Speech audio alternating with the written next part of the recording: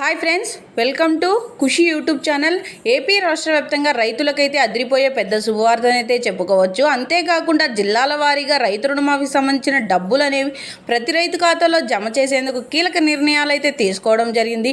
కానీ చాలామంది రైతుల ఖాతాలో రైతు రుణమాఫీకి సంబంధించిన డబ్బులు అనేవి జమ కాని పక్షంలో ప్రతి రైతు ఆందోళన చెందడం అయితే జరుగుతుంది. అమౌంట్ అనేది జిల్లాల వారీగా జమ చేయబోతున్నట్లు ప్రత్యేకమైన అప్డేట్స్ అనేటివి రావడం జరిగింది. వీడియోలోకి వెళ్ళి మొత్తం వివరాలను అయితే తెలుసుకుందాం. వీడియోలోకి వెళ్ళే ముందు స్మాల్ రిక్వెస్ట్, ఏపీ గవర్నమెంట్ నుండి వచ్చే ఎటువంటి చిన్న అప్డేట్ అయినా మెసేజ్ అయినా వెంటనే మీ మొబైల్కే నోటిఫికేషన్ రూపంలో కానీ లేదా మెసేజ్ రూపంలో కానీ అందాలంటే ప్రతి ఒక్కరూ ఇప్పుడే మన ఛానల్ని సబ్స్క్రైబ్ చేసుకోండి. అదేవిధంగా వీడియోని లైక్ చేయండి. మీ ఫ్రెండ్స్ అండ్ ఫ్యామిలీకి కూడా వీడియోని షేర్ చేయండి. ఎందుకంటే వారు కూడా రుణమాఫీకి సంబంధించిన అప్డేట్స్ అనేటివి వెంటనే తెలుసుకుంటారనమాట. మనకి ఏమాత్రం ఆలస్యం చేయకుండా వీడియోని అయితే స్టార్ట్ చేస్తాం.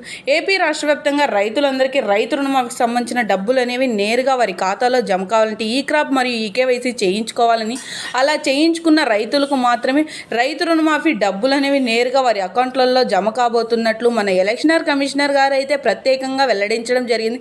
గతంలో అంటే ఒక 2 నెలల ముందు సీఎం జగన్మోహన్ రెడ్డి గారు అధికారంలో ఉన్నప్పటికీ జీవోన్ అనేది రిలీజ్ చేసి అమౌంట్ అయితే క్రెడిట్ చేయలేదు.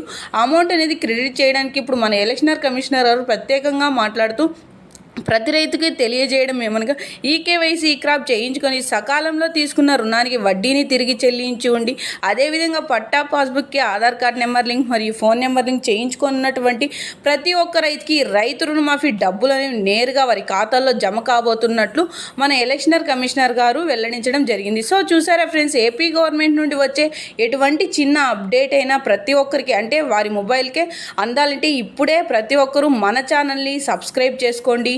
అదేవిధంగా వీడియోని లైక్ చేయండి. మీ ఫ్రెండ్స్ అండ్ ఫ్యామిలీకి కూడా వీడియోని షేర్ చేయండి. ఎందుకంటే వారు కూడా ఈ ఇన్ఫర్మేషన్ అయితే తెలుసుకుంటారు.